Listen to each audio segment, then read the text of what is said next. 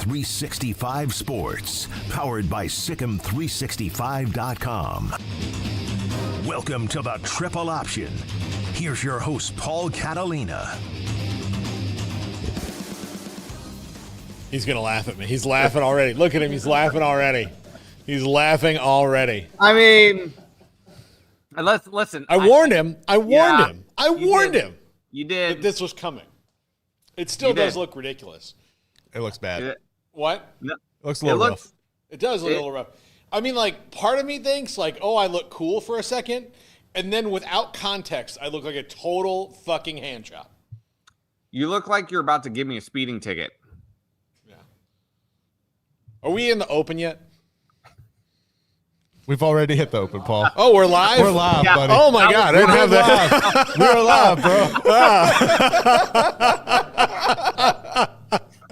I did not realize. I saw Pierre, like talking, and then I was like, well, we didn't even play the open yet. I turned Smokey's headphones down so low that I could not hear the open. So anyway. There's the promo clip for the show today, Yep. right there. So let me start out by saying, like, if you're looking at me and going, why is Paul cursing about his glasses right as the show starts, unbeknownst to himself, I am just fresh out of the eye doctor, like less than 2 hours ago. And so my eyes are still dilated.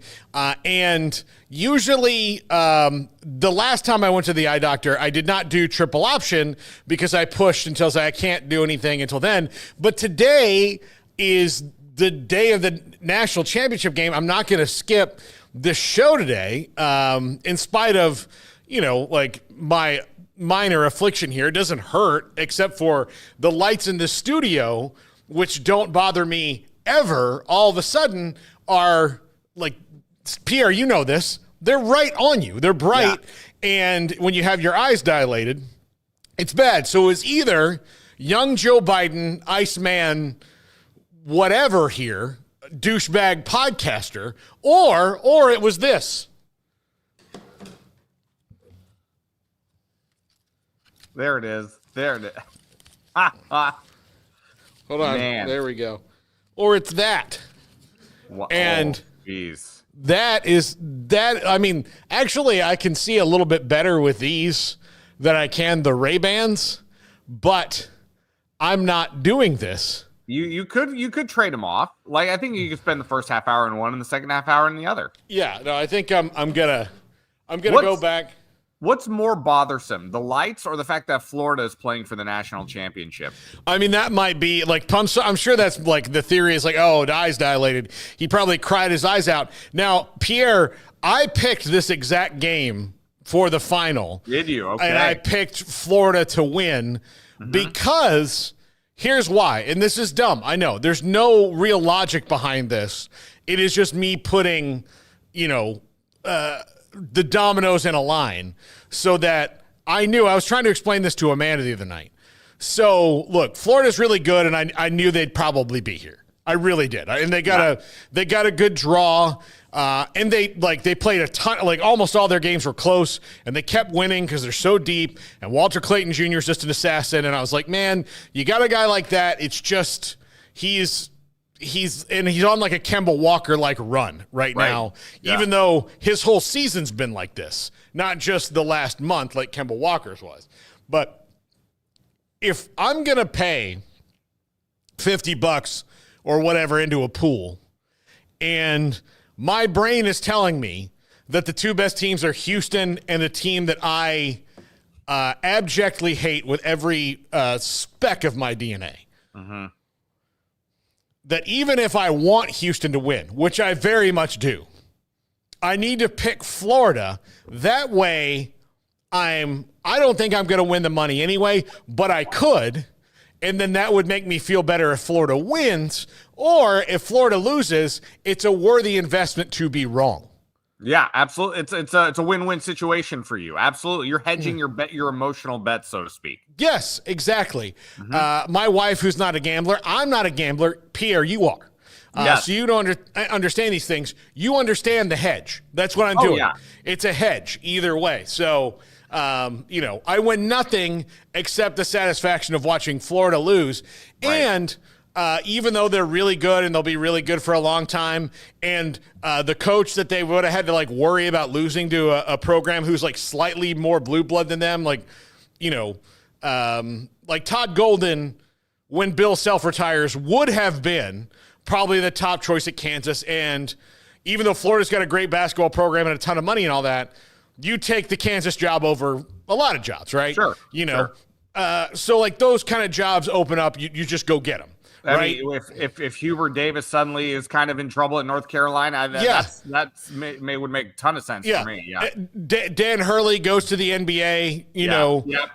You go and you take those jobs. Like, Florida's a top 15 college basketball job, no doubt about it. I'd agree. Yeah. But it's not like it's Tom Izzo retires at Michigan State. Like, it's not a top 5 job. Right. You're not getting Duke. Right now you're probably not getting Kentucky because they just opened up. But because of the situation that happened with Title IX and the fact that it's more, not that he definitely didn't do it, other than like something happened, we just can't really, with the powers of the Title IX offense, get down to the nitty gritty of it, and that's going to hang over him. A lot of those jobs now won't come for Todd Golden because they don't want to deal with it. Like, they just don't want the PR hit. And he's an excellent coach, but that's going to hang over his head for a little while. And every time I look at myself in the monitor, I honestly want to do the show from under the table. I really do. I really do. But, I mean, look, we're here, and we'll just lean into the bit. I think it adds a little extra spice to the show. Yeah.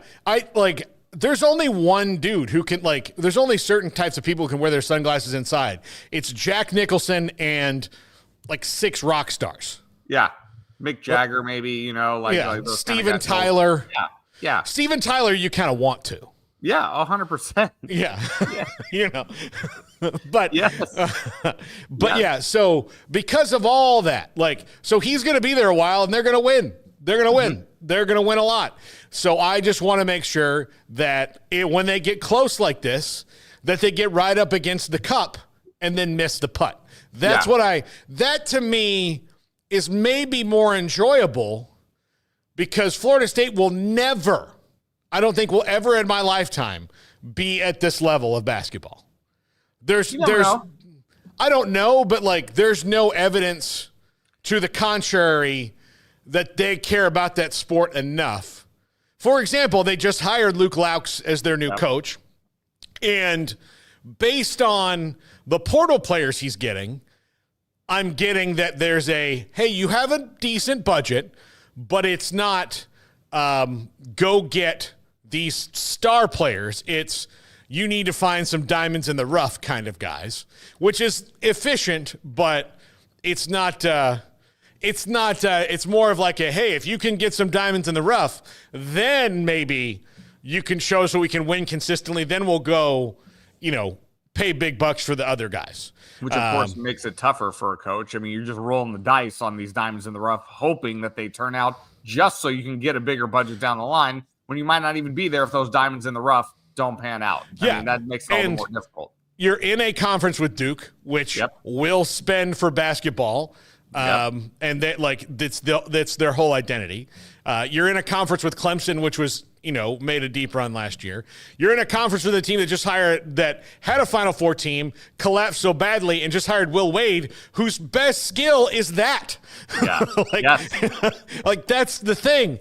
And I'm not even getting into some of the other moves that were made in that conference this year. You are also in the league with UNC, who right now keeps tripping over their own feet, but ultimately, when push comes to shove, when they're like, hey, it's been this long since we've hoisted a banner, they're like, okay, well, let's go get a banner hoister and go get that. So all that to say, if Florida loses tonight, I will perversely enjoy it in a way because, again, Florida State will never – this isn't like my jealousy of them for winning a College World Series baseball title that I have with Miami and a bunch of other schools.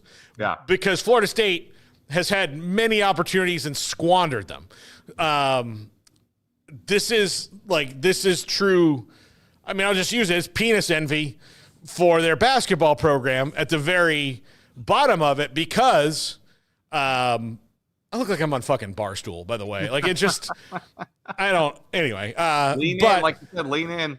Yeah, I gotta lean in. But it's just that because I don't know if I'll ever in my lifetime see like that kind of success. Yeah. So I have to tip my cap to them, but I don't have to do it in a happy manner. I like you, I too picked Florida to win the national championship. Mm-hmm. There was a scenario in a 300 person, bracket that I am in where I could have won the whole thing. Now, I'm not saying that would have been financially, positive or negative for me. I'm going to say nothing of the sort, especially not on record. But there was a scenario for me in which it would have been Florida, and I picked Duke.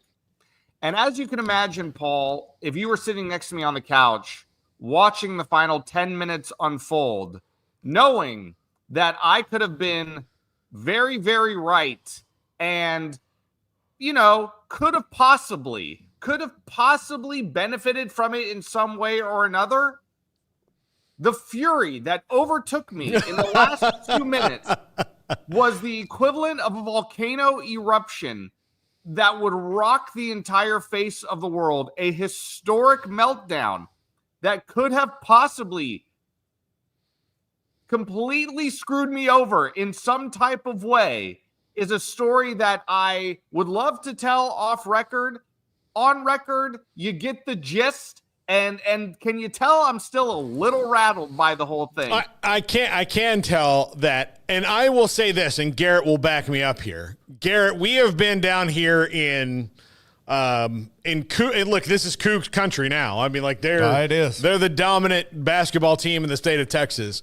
We've been watching it long enough that nothing that happened on Saturday night was a surprise to me at all. Everything that happened, I mean, it was like never in any of the texts with any of my friends about this did I say the words unbelievable. I just said incredible. Like it's really incredible that they continue to keep doing this. And ask any team in the Big 12, ask Kansas, who lost to them in double overtime earlier this year, had them dead to rights in regulation, dead to rights in the first overtime, and dead to rights in the second overtime and lost. And it's because this team does you can never get a big enough lead on them because they play such ridiculously good defense that because of that, they attack. And if it's within 3 or 4 possessions, in their mind, like as opposed to a lot of teams that don't play that kind of defense, 3-4 possessions can seem like, oh my gosh, like, okay, we might score 8 to 12 points, but we're not going to stop giving up the 8 to 12 points that we need to give up. So no matter what we do, we know we're going to give up something on the other end. Houston doesn't believe that you're going to score anytime you go down the floor. Like they really believe it that, like, I think in part of their minds, they think like one day we're going to get a shutout. And then like last week against Tennessee, 15 points. Yeah. In the first half. That's as close as you can get to a first half shutout in the Elite Eight. They gave up 15 points in the first half. So in their minds, they believe they can stop you every time. And again, if they stop you every time and they have enough time to get a basket of their own, they're going to do that. And the way Kelvin Sampson coaches late in games, the way he prepares that team for late game scenarios, for example, a 66% free throw shooter makes both to take the lead. How often does that happen? Not often, but Jawan Roberts did it because they practiced those specific things. Like, look, if you want to miss free throws, miss them in the first 30 minutes all day long. But in the last 10, that's where you go from a 50% to a 60% free throw shooter because you make those guys. I would love to watch the last 10 minutes of the second half back again, but I have to admit, and I know Duke, if I'm not mistaken, only hit one field goal in the last, 10:30 of the game or whatever it was. But I have to... Thinking back on it now, watching it in real time, at no point during that final 10 and a half minutes did I feel that Duke was overwhelmed by Houston's defense. I don't recall thinking to myself, wow, these guys are really getting after it. I saw Duke missing shot. Then their butt puckered when he had to go to the free throw line up one with 20 seconds to go. You missed the free throw. The over-the-back Colin Cooper flag, I don't know. I don't feel like it affected the game. I feel like I didn't have a problem with the call. Could it have passed? Maybe. but I didn't have an issue with the call. I know some people were crying about that after the game, but I have to admit, watching back or thinking back on it now, and I'd have to watch it again, but thinking back on the final 10 and a half minutes of the second half, I don't recall feeling that Duke was being overwhelmed defensively by Houston. I just felt that Duke didn't execute. Well, and look, part of it is I've watched Houston so much. I've seen this all the time. I don't even think they're overwhelming teams. Like, I just think that they're just so efficient that the numbers go in their favor. So, like, it wasn't like all of a sudden Duke kicked over a hornet's nest. They just, Houston just made a play and then did another one. It just stacked it up. It wasn't. Yeah. It wasn't like when teams like all of a sudden go to a press and it works. Yeah. It's just like, okay, got to stop here. Emmanuel Sharp finally hits a three. Okay, that's a big one. Okay, he hadn't made a three all game long. Right. That's a big one. Okay, then, Duke has another miss. You get that rebound. You may go down and miss. They have another miss. You get that rebound. Duke's not offensive rebounding anymore. So it's just those little – in football, they call them like hidden yardage things for special teams and penalties. That's like the basketball hidden yardage. Like, oh, well, okay, you didn't score in this possession, but Duke missed 3 shots. Right. Like they did get rebounds, but they didn't make any of their shots. And they kind of wasted the opportunity to kill whatever run you were on. And then, okay, you go down, you make a shot. All of a sudden, you're not down by 12 anymore. You're down by 6. And you're like, oh, well, this is now a point where we make 2 big threes. This game's tied. And then they just they just keep on like it. And like chopping wood is not even the thing because it's like they're just the 2 dudes like sawing back and forth. You're rowing. They're rowing like back and forth. Like PJ Fleck. Yeah. And then just like, dude, yeah. Yeah. And then they're just like, oh my God. Like, the other team's there, just like, hey, we got it. And then all of a sudden Houston's like, oh. And then they're sitting there like, well, that one call. And you're like, well, Duke, take it from someone who had the actual, I will tell you, of everybody in Reliant Stadium that night, I had the absolute best view of Quincy Acey taking a block, not giving a charge, because where you sit, as you know, when you're doing basketball on press row at the football stadium is you are sunk in. Right. Quincy Acey and Zubek's feet were at my, right 6 feet in front of me. Yeah. Right here.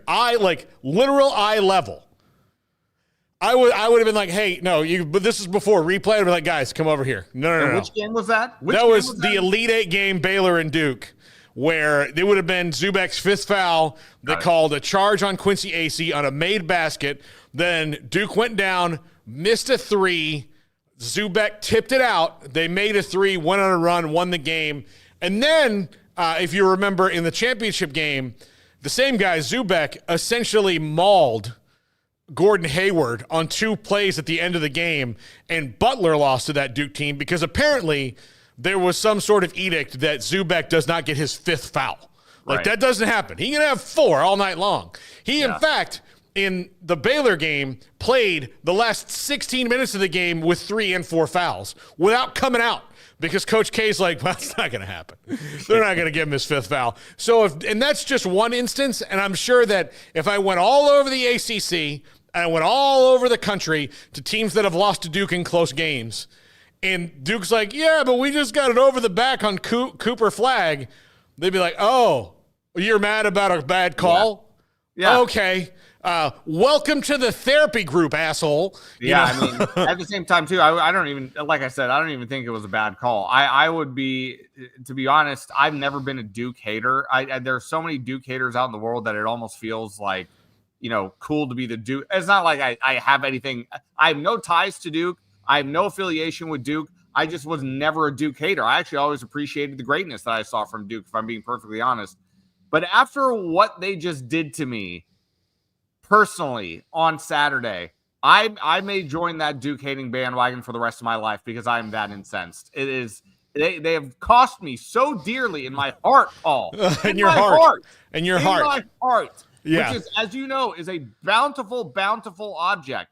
You know? So the fact that you stole my joy, I mean, you got a culture of joy out in Waco. My joy was stolen from me at the hands of Duke and Cooper Flagg, and I will never, ever, ever for the rest of my days root for Cooper Flagg, root for Duke. That is how upset I am today. Yeah. I actually, look, as a person who's been in the same conference with Duke at FSU and watched them just maul them most of the time, I'm just have Duke exhaustion. It's not hate. It's just like. I understand. It's like these guys again. Like, all right. I get it. I get it. Yeah. Like, you know, and then like when they were complaining about the White Lotus, I was like, hey, guys. Just be happy to be included in such a prestige show. Right. You know? Piper, no. Anyway. Did you watch the finish, by the way? Oh, yeah, buddy. Yeah. All my theories were correct except who the body was. I kind of thought that was going to be somebody else, like more random. But no, it kind of made sense. My favorite fan reaction from the entire series was at the very end when the family looks at their phones and they had realized that Duke blew a 9-point lead. That was the best thing I saw on the web. I was like, yep, that's fantastic. That's fantastic. I want to talk about and Pierre, I'm not sure if you've seen it yet, but Baylor lost their point guard today, Rob Wright, a week after the portal opened, and this is the guy they were building their team around for next year. He decided to enter the portal today. No word on if he has any intent on considering coming back. I don't think that's likely at this point. It would be great because they obviously, had they known he was going to leave a week ago, they could have entertained some point guards to replace him. Now they're kind of a week behind things, and there's some of the better guys are off the board because of the mad dash of the portal to get in before today's house settlement hearing.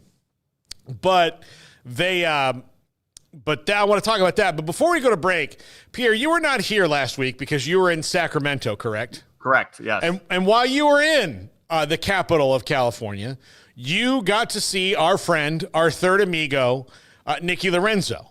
I did. Yes. I'm assuming because I was not invited, and I'm not mad about that at all. I'm a little envious because it was an opportunity to get the band back together. Yeah. And I think when I saw that picture, I'm like, listen, I understand. I even told Nicky advice hey, only invite don't worry about offending anybody. Most people won't be mad that they have to come out to things. Don't worry about it and I'll give you the same advice. Invite who you really want to be there and don't pay for you're paying for everybody's spending money to go to this thing. Yeah. If you don't invite me, thanks. I mean, sure, it would have been fun to go, but we're making this pledge to one another. You get a double whammy because Sacramento's your hometown, so it makes sense to invite you. I lived in Rockland, California for a year when I was 5, so that's my last. I don't think you ever told me that. That's news to me. I don't know if you've ever told me that before. You know what was the coolest part about living in Rockland was my neighbor's father was George Lucas's college roommate. What? Yes. What? Yeah. Wow. Yeah.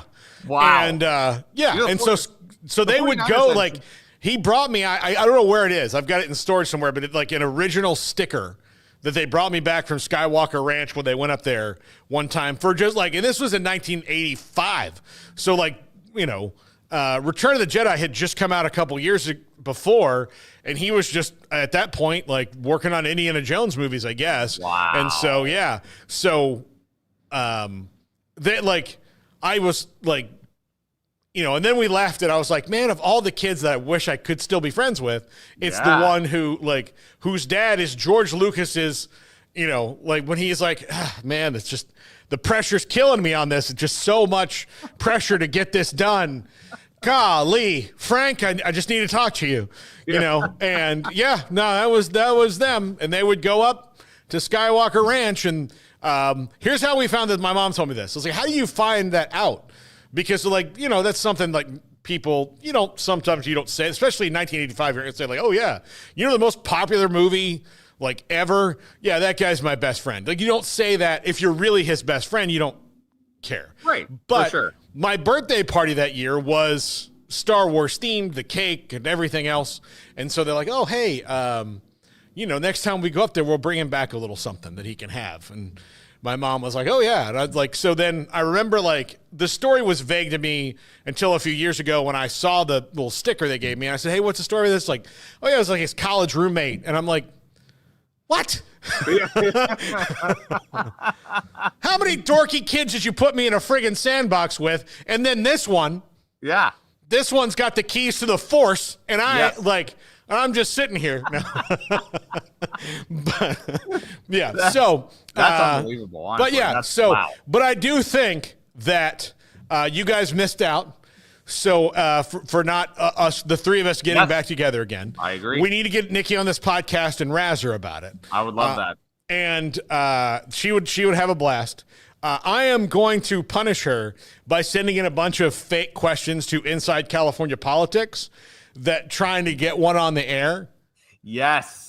Oh, that's a great one. We got to think of one. We'll come up with some stuff. I'm gonna flood the inbox with a bunch of different ones. I'll create different Gmail addresses. Okay. So that this gets done. And I know that she doesn't watch this podcast unless we send it to her. Correct. So because she's very busy. So we're going to do that, and hopefully we can get that clipped on Inside California Politics. It'll be your own personal Baba Booey moment. It will. Yeah. But for you, I have a mission for you. Yes. Okay. For the next month, each Monday, I'm going to give you a Seinfeld line that is going to be hard to work in. We haven't done this in a while. Okay. But you are a master at this. Okay. So if I can ask you to ask your producer to clip it when you say it, and then we'll play it on the show. Okay. So that people can see it. But your line this week is, "You're not Penske material." Got it. That's a hard one to slip in. The thing for me too is like I don't anchor every night, so like whatever I'm reporting on, I'm gonna have to get creative. I have the whole week, right? You have a whole week. Look, you have as much time as it takes to get you. Like I'm gonna give you four lines to get in. So however long it takes you to get those 4 lines in, I will give you the time for that because I understand that news is changing and it's not the same. Like early weather, news, weather again, news, sports, or like whatever it is. Like sometimes it's a little scattershot in what you're doing, and you may not have like a straight up segment that there may be no scores really for you to report that night. Correct. So you throw to a think piece or something like that you've done. So in that one, you can't be like, oh, well, I'm out here at the Minnesota Youth Hockey League where I am very confident I can fit it in somewhere. Yeah, but you're not Penske material is from the episode in which George gets a job where he doesn't realize he's actually been hired or not. Really wants to sink his teeth into that Penske file. Into the Penske file. Yeah. And he doesn't know what he's supposed to do. Nobody ever really told him he was hired or not. And then they just gave him the Penske file, and all he did was put it in an accordion folder and then just sat around alone in his office that week. Yeah. And then Penske comes in, he shows him the file, and Penske says, well, what would you think about coming and working directly for me? And then when George gets fired for doing nothing for the whole week, he says to Mr. Tuttle, he says, well, Penske is interested in me. Tuttle goes, you're not Penske material. Yeah. I think George put crackers too in his briefcase. No, that was Kramer. That was Kramer. Kramer put the crackers in his briefcase. Yes, when he was fake working for a company as well. Yeah. He just wound up in there and he was really busting his hump over those reports. And Jerry's like, and chicken, which was in fact for 2. Yeah. He had ulcers. It's killing you. He's ulcers. Us. Yeah, that was Bizarro Jerry World. Yeah. Bizarro Jerry World. Yeah. So yes, that's the one I want first. You're not Penske material. Got it. And right. I've thought of some like basic things that would be easy for it to get in. Like if Anthony Edwards like dunks on a guy, you can say like, Ant says you're not Penske material to whatever. That's the easy one. Yeah, I don't think you will take the easy way out. I think you will artfully do it, but if you have to, on any of these, take the easy way out, that's fine. I just want to show people that you can do this, and I love, as you know, writing one line of a newscast and seeing if people can get it in. It is one of the weird joys of my life. I've done it here. I mean, usually it was every night. I would send you guys something to work in. Nikki, not as good at it because she will laugh. You, on the other hand, will be like, challenge accepted. Here we go. You know, and then the career advice I was given as a young, a young lad in the business by a man by the name of Jim Kozamore, who was a terrific broadcaster back in his day, looked me directly in the eye and he said, "When in doubt, make it about you." And and I've got to, this in a way, this is like kind of my way of like, no, I'm not really worried about the audience. I just kind of go out there and I do it for myself. If I make myself laugh, or if I make Paul laugh, or if I make, that's all it is. That's all it is to me. The inside joke can stay the inside joke, and to hell with the rest of the audience. Well, and the thing is that you'll probably get some social, like somebody will probably send you a DM and be like, "Yo, I love the Seinfeld reference." Like, awesome. Good reference. So, good reference. Like, so people from our generation will be like, "Oh yeah, there we go, there 100%. We go." So I'm gonna stick with Seinfeld lines, but it's not gonna be easy ones. Like it's not gonna be sponge worthy or anything like that. Like that's right. That's actually, that one would be hilarious to work in, but that'd be a tough that one one's pretty easy though. Yeah. I told you that you have to be like me and you, where you just, I mean, when it's on Comedy Central or TBS or whatever it's on, when it comes back on, we've seen this episode 100 times. Oh, it's still going on. Like we still leave it on. You have to be down in the weeds to like know probably some of the lines I think are going to be coming my way. Oh yeah. And I think I'll probably maybe lean towards more Costanza or Elaine lines. Okay. Because Kramer lines are, I mean, like he was demonstrative. Right. It's the subtlety of Costanza. Yes. That would, that would kind of make it, and so, like I could tell you to say "Sweet Fancy Moses" or "Moses Smell the Roses." I'm almost certain I've said "Sweet Fancy Moses" on the air. I'm pretty sure I have said that at one point or another. I do think that one time, maybe when we end this, it'll be like, "You want a piece of me, you got it." Maybe the greatest outtake in television history. I dare you to watch it and not just bust up every single time. Well, she could good. Julia Louis-Dreyfus could not look at him. No. She was like, "Are you saying you want a piece of me?" And then it's over. I mean, the other one for me, too, was when he's in bed with George and it's all quiet and he's got a plate of food. And Kasha? And then Jason Alexander loses it. That one gets me every time, too. Yeah. It's so good. Yeah. No, I'm a huge Ben Stiller fan. Mm-hmm. And, to hear Ben Stiller talk about his dad and, the way he was just so effortless to doing those things is, and they, his mom and dad, they were both hilarious. And Stiller and Mira in the 50s and 60s were doing these party albums, these comedy albums that were just unbelievable. And so, anyway, when we come back, I'm going to talk about Rob Wright transferring and the effect the calendar. It's so strange on college sports. But this one is weird, and he's gonna go make a lot of money, and somebody's gonna pay big for him. Garrett, do you feel like this is SEC money maybe filtering in here a little bit? I mean, it might be, but I think there might be some Big 12 teams that are in the mix. Oh, I think there's definitely, but there's going to be some SEC money thrown at him. Yeah, for sure. All right, so Garrett and I will you can be our thing. We're going to throw out some teams that we think that have maybe pushed this over the line because this appears to be very much a helicopter dad situation. But I have one that I think it is, and I'll say that next. This is the triple option. To be your best requires commitment, dedication, and intensity. It's what defines elite athletes and inspires Airwave to find new ways to optimize your performance. Introducing Airwave Recovery, a mouthpiece designed to work while you sleep to further unlock your potential.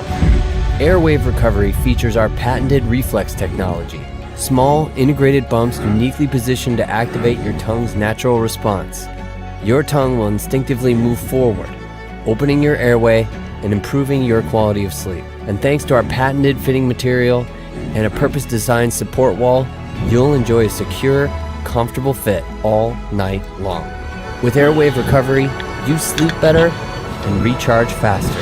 Airwave Recovery, recharge your potential.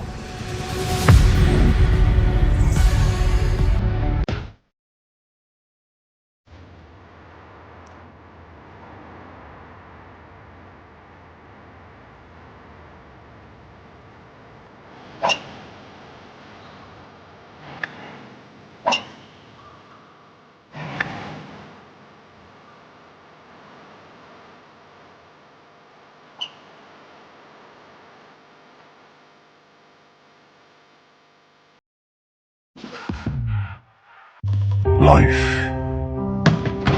will test you. It'll turn your world upside down. Again. And again. And again.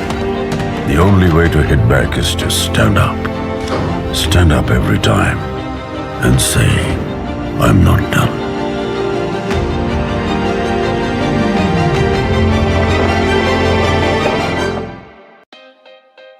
Escape into fitness with the Schwinn IC4 bike, providing a premium, heart-pumping indoor cycling experience that combines digital connectivity with superior Schwinn quality. The IC4's smooth, quiet ride features magnetic resistance with 100 micro-adjustable resistance levels, an intuitive resistance knob, a beautiful backlit LCD display, adjustable race-style seat, dual-link pedals with toe cages, and a pair of 3-pound dumbbells with easy-reach cradles.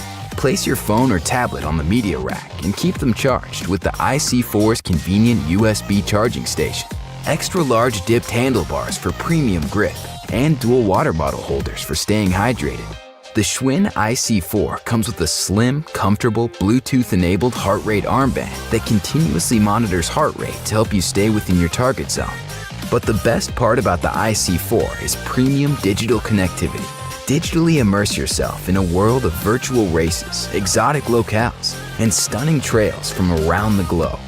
With connectivity to cycling and coaching apps like Peloton, Explore the World, and Zwift, with the Schwinn IC4 bike, you can ride with Peloton at a fraction of the price. Don't limit yourself to one digital experience. Pedal through dozens of scenic destinations, controlling your pace by speeding up or slowing down. Fitness was never meant to be put in a box, and neither were you. Escape the everyday with the Schwinn IC4 bike, your ticket to a life well lived.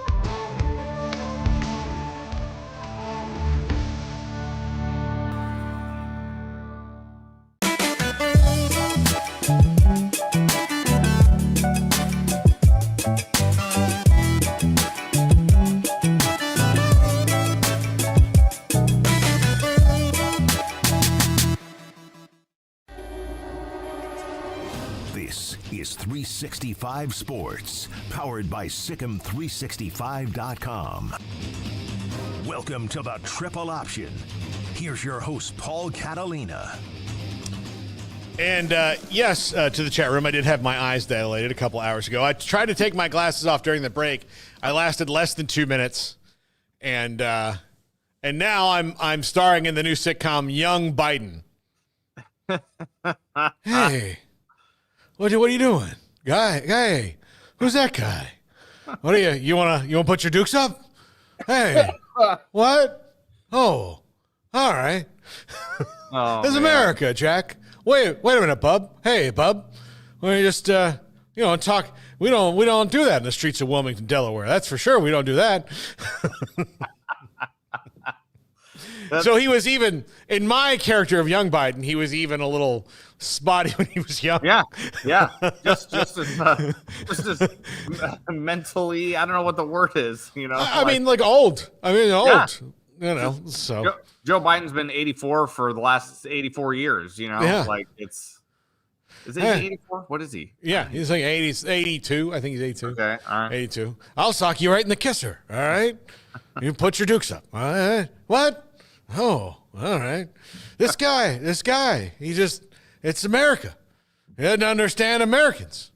One of my favorite Joe Biden moments was, God, this was 15, 20 years ago, and I don't even remember who he was talking to, but he was getting the crowd to applaud for this. So and so, stand up, will you? Oh gosh, what am I talking about? The guy's in a wheelchair. So like, yeah. yeah. Look at that guy. He's tough. He took a bullet. He's a hero. Stand up. Oh yeah, that's right. Sorry about the thing. The wheelchair. Yeah, come here. Let old Uncle Joe give you a hug. Come on. Yeah. Come on, buddy. Oh, what is that? Purpose? Anyway, Garrett, I have my suspicions about where Rob Wright is going. You do.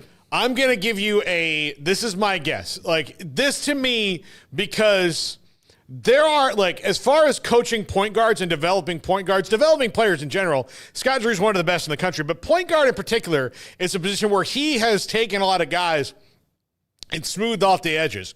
Pierre Jackson, Manu LeCompte, Tweety Carter, who's on the staff, was obviously a McDonald's All-American, much like Rob Wright. And there's not a more perfect match for assistant coach and player than Tweety Carter being in Rob Wright's orbit. Like, there's very similar style of players, same kind of height, same kind of build, same kind of game. Rob Wright's a little bit more of a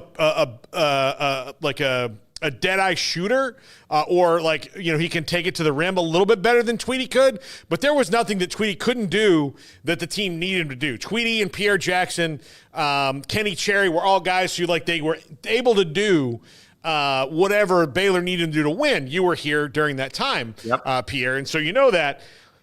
So Rob Wright, there's to me 2, 3, 4 coaches that could develop him as a point guard at the same level as Scott Drew. I don't know if he's going to go to any of those schools. Kansas has Darren Peterson coming in, so I don't think he's going to Kansas. Could he be going to Houston with Kelvin Sampson? Maybe. I think this is an SEC thing, and my thing is I am betting that Sean Miller's involved here, and Texas is who's going to get him. Because Texas just hired Sean Miller, and they are flush with cash and ready to spend. Garrett, who do you think? I mean, I think Texas is – honestly, I kind of forgot about the whole Sean Miller and Texas thing. It would actually make sense. I think it would be funny if it was somebody like Houston, but I don't think anybody in the Big 12 is going to come and poach anybody off of Baylor's roster. I just feel like there's a sense of camaraderie between the coaches in here. A little bit. A little bit, but at the same time, I don't think nobody's going to come poach him for the Big 12. I don't think it's going to be Jerome Tang or Grant McCaslin. Okay, it might be somebody like Kansas or somebody who needs somebody. Yeah, I mean, maybe it could be maybe it's Kansas. I do think it's SEC because the money that we were told, and again, all this is unofficial and off the record, but it's good money. So to beat that, there's, St. John's, baby. St. John's, here's the teams that could beat the money, for sure I know. Florida, Texas, St. John's. That's about it. Kentucky, Arkansas, Texas. A&M could, but it's not they've got a new coach. You're not leaving Baylor to go play basketball. He's not going to go Baylor to go play buckyball where you have to run a full court press the whole time. No, no. So, I think, and I do think there's pretty clear evidence of a helicopter dad situation here, which is unfortunate. And there's all kind of helicopter dads. There's helicopter dads who, just kind of can't take the step back and could be a little they can be a little annoying, or there's ones who, decide that their kid has more value than they've ever could see, and they're going to try to squeeze every last drop. I just don't think as a basketball player, Rob Wright is going to go anywhere and develop like he would under Scott Drew. Now, are there better rosters out there? Yeah, probably. But, I mean, I think what he was building was going to be pretty good. And, you know, they got to, like, the problem this year was they didn't have any size or depth, like depth inside. And they tried to get a couple guys that didn't work out. And, you know, that's just the nature of college basketball. You're not really building for 5 years anymore. You're building for now. Like, you're building, like, the season starts now, so like once the season's over. But for Baylor in the process with Rob Wright, they thought he'd agreed to his NIL deal, that he was not going to be in the portal. So they went about building the roster around him and finding guys who could that would mesh well with Rob Wright as him at the center point. And there's this mad dash before the House settlement. Now, Pierre, they're a week in, and a lot of the guys that they could have brought in to replace him at point guard have already committed and signed elsewhere. So they're a little up against it. Now, if there's a guy who can find a point guard out of nowhere and his staff can, it's Scott Drew. So we'll see what happens there. But I think Kentucky could also be involved with Rob Wright. But I also don't think, because Alvin Brooks is on that staff, that it would go down in this fashion. Now, if he jumped in the portal and went somewhere like everybody else did a week ago, then I would have said, anybody's on. That's just how it works. It sucks for Baylor. But the fact that it's a weekend, this really paints them into a corner, and coaches like them are going through this all over, because this calendar is so weird that as soon as the season's over, you've got to build, like, there's not even a period like in the NFL, NBA, like the season's over, you've got a month to like figure out, okay, who are we going to be next year? What do we need to do? How do we move these things around? What's our money situation? You're out of the tournament, and then you're in the portal. You're just there. There's no time to build. You're just constantly doing that. It's ridiculous. Yeah, actually, and I had not heard the news until you brought it up with me just now, right before the break, talking about Rob Wright. I had not heard the news that he was in the transfer portal, and that was, it got me to thinking, why now? I mean, obviously, I think I know money is the answer, as it always is the answer to pretty much every question anybody has in the history of the world. But the timing of it, I'm like, what? That's what really is getting me. Why now? How did this take so long to get to this point that now is the time that he's letting Baylor know he's entering the portal? Because, yeah, even though I know there's no loyalty among thieves, between, the world of NIL, between the universities and the players. I don't feel like, I feel bad for the coaching staff because I know them and I believe them all to be good guys. The nature of this business, like, they can't be all that shocked. They can be disappointed. They can't be all that shocked when guys go in the portal and want more money. They know that's how it is, and it sucks. But they also know that, like, they're not doing the Dabo Sweeney where, like, no, I will not shop there. They're shopping at the store too. Yeah, 100%. I mean, that would be my question to Rob. Like, if Rob was on the show right now, I'd be like, hey, just what's up with the timing? Why now, as opposed to when the portal opened a couple of weeks or a week and a half ago or whatever it was? Yeah. So, yeah, the portal was open last week. There was this mad dash, and the other thing is, like, for someone like Rob Wright, there could be teams that, like, went out and got a point guard, but he's so damn good that they're going to be like, yeah, you're our other point guard now. I'm thinking about teams who haven't maybe, like, added that position yet that would have that kind of, sway and money. And here's the thing about Kansas. Darren Peterson's going to be their point guard. Now, if Peterson and Wright play together, I mean, that's one heck of a 1-2 punch up there. That's two guys who can handle and distribute and do a lot of things. So, yeah, if it's Kansas, wouldn't surprise me. Houston would surprise me a little bit less or a little bit more, just because even though they're in the finals tonight, like, their whole roster, like, they've got, 3 6-year guys, Garrett? Yeah. 3, 5, and 6. Like, they got 3 guys leaving. Like, LJ Cryer's gone. Roberts is gone. Uzan's gone. Like, all 3 of those guys are gone no matter what. So then, like, Houston, he doesn't know what his roster is going to be next year either, really. Right. So if it's about, like we've seen, it's about the roster, I'm looking at teams who have already started to piece that roster together a little bit more. And, there's only a couple that make a whole lot of sense to me. And Texas is one of them. And then Florida is one of them, because they're losing Walter Clayton Jr., sure. And that would be a huge way to fill that gap and not have to worry about changing things up. Because, again, similar size, similar height, all those things, skill set, all that. But yeah, Texas, Florida, St. John's, who has a bunch of money and needs a point guard who can score. And, you know, watch out for Louisville in this too, Garrett. You think so? Louisville was really good this year in year one of Pat Kelsey. They were. Yeah. I would not be surprised to see Louisville, like, pull a guy that everybody's like, oh, okay. All right. You know, and Alabama, I mean, we don't know, we also don't know the roster situation at NC State, what their money situation's looking like. We already know Will Wade, he's going to poach. So, I mean, that's an option too. Yeah. I mean, look, Will Wade and so there's all that. Like, I do think though, like, to beat the money that he was reportedly getting, or that it's, you know, that he was going to get here. And like, here's what I know. I don't know how much money Baylor has in their basketball NIL pool, but I know it's damn good. Like, they're competitive with everybody in the country. So to beat that, you have to have, and that's for anybody that would do this. To beat that, this has got to come from a deeper pool that has silly money that they don't care about right now.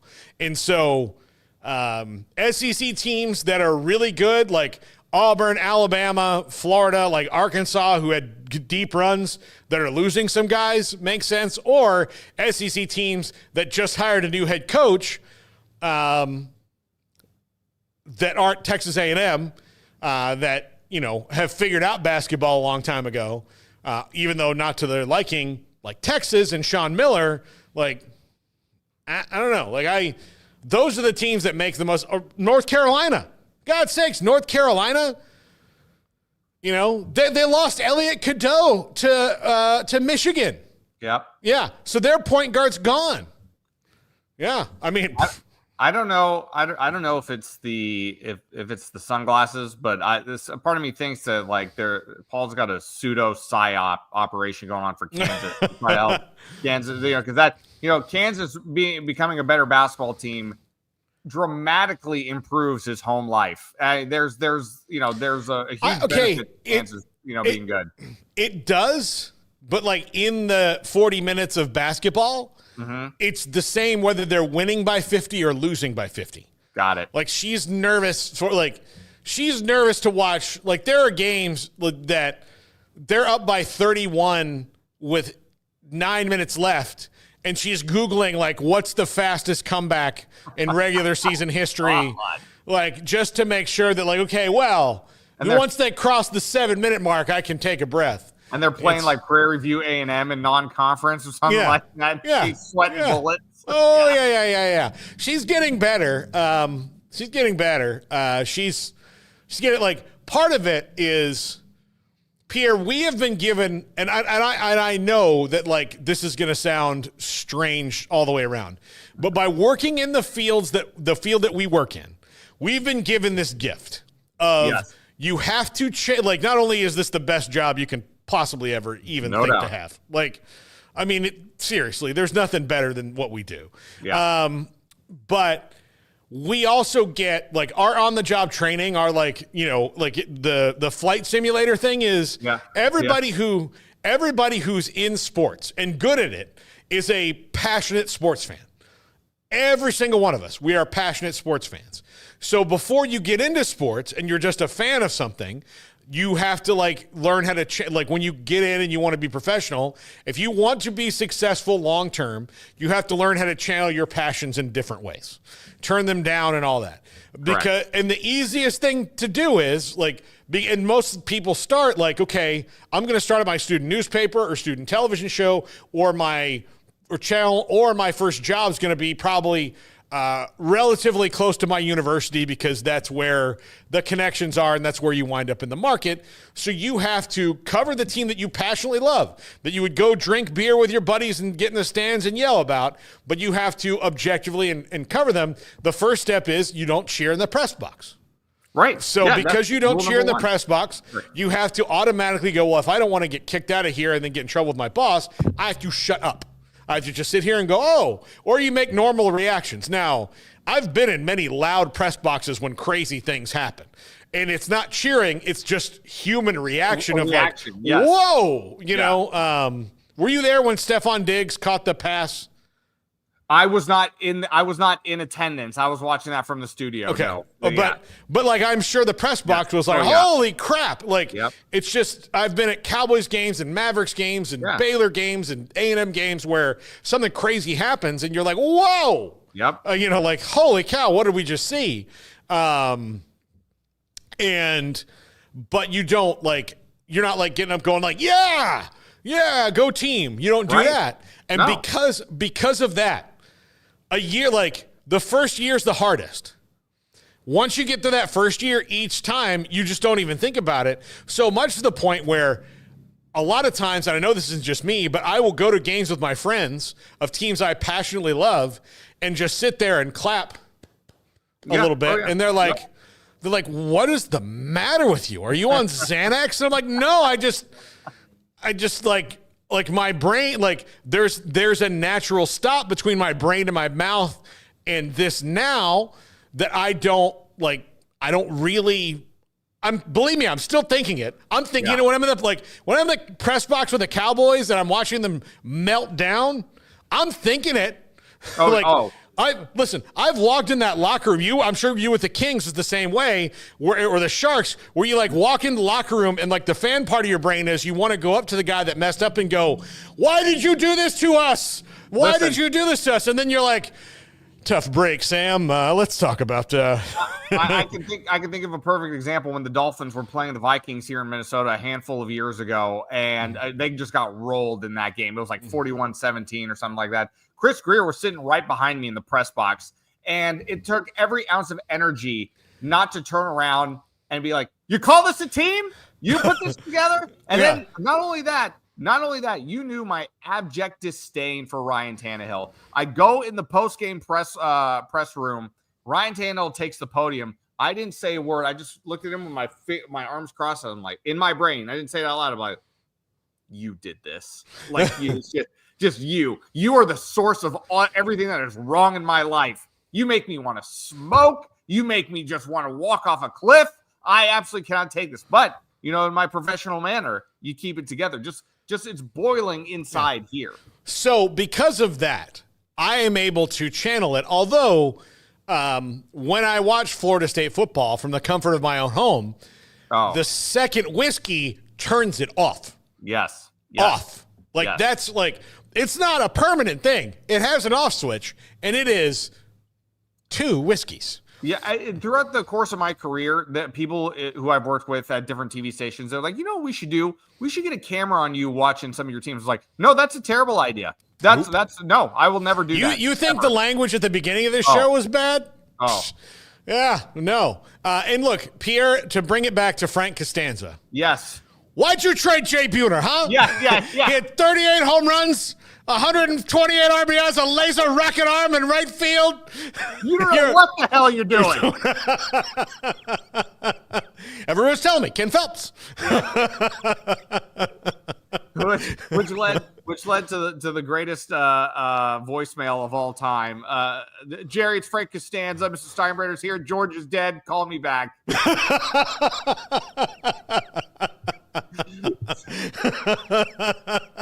Yeah.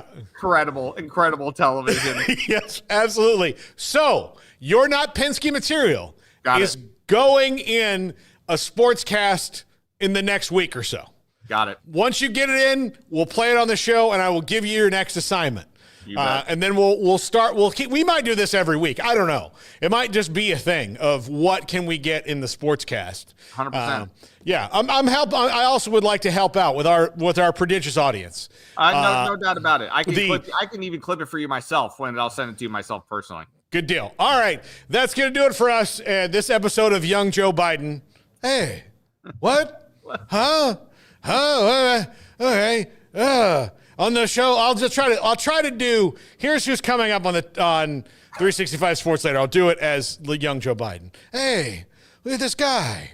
This is Matt Brown from Extra Points. He's gonna talk about the House settlement. Evan Miyakawa. He's also gonna He's gonna be on the show. That'll be something. He's gonna talk basketball with us, and Garrett. Who else we got today? Galen Robinson. He played basketball at Houston. He's funny. He's also gonna curse. He curses like I do. Hey, what's going on? What? Hey, look at you. Hey, all right. Oh, herbal essences. I love it. All right, that's gonna do it for the triple option. I will be back tomorrow without the Ray-Bans. It is far from my trademark. The bosses have texted me about this, having just a huge laugh. And so I'm glad that you could be entertained. I will say the top 5 today will be filmed in sunglasses because my eyes still hurt. So you get one more thing with this. I don't know if Smokey and Craig will tolerate it. I may have to sit here sans sunglasses, but so far, this is what my life is. Have a great weekend, everybody. See you, Pierre. See you guys.